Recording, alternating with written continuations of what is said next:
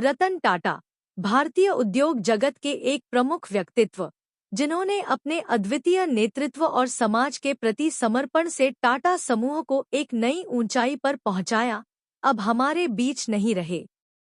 उनका निधन भारतीय उद्योग के इतिहास में एक महत्वपूर्ण क्षण है और इसके साथ ही टाटा साम्राज्य के अगले अध्याय की भी शुरुआत होती है।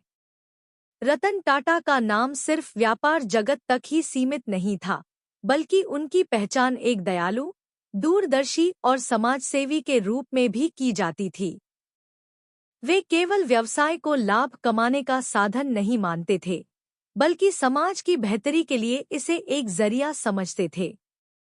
उनकी इसी सोच के कारण टाटा समूह को भारत और दुनिया भर में इतना सम्मान मिला।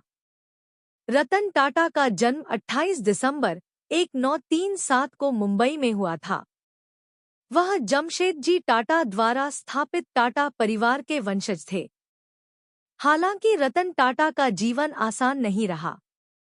उनके माता-पिता का तलाक तब हुआ जब वह केवल 10 साल के थे और उन्हें उनकी दादी ने पाला। रतन टाटा की प्रारंभिक शिक्षा मुंबई में हुई और उसके बाद उन्होंने कॉर्नेल यूनिवर्सिटी से आर्किटेक्चर और इंजीनियरिंग में स्नातक की डिग्री प्राप्त की।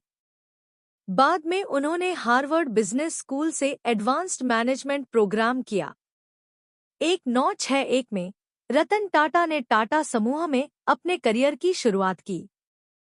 वह टाटा स्टील के शॉप फ्लोर पर एक साधारण कर्मचारी के रूप में शामिल हुए। टाटा समूह के चेयरमैन बनने से पहले रतन टाटा ने टाटा समूह की विभिन्न कंपनियों में कई महत्वपूर्ण पदों पर काम किया। 1991 में रतन टाटा को टाटा समूह का चेयरमैन नियुक्त किया गया।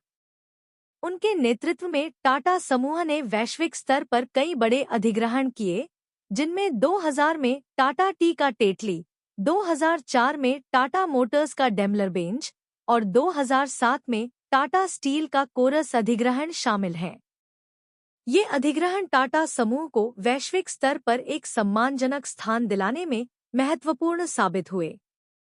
रतन टाटा का सबसे बड़ा योगदान समाज के प्रति उनकी प्रतिबद्धता रही।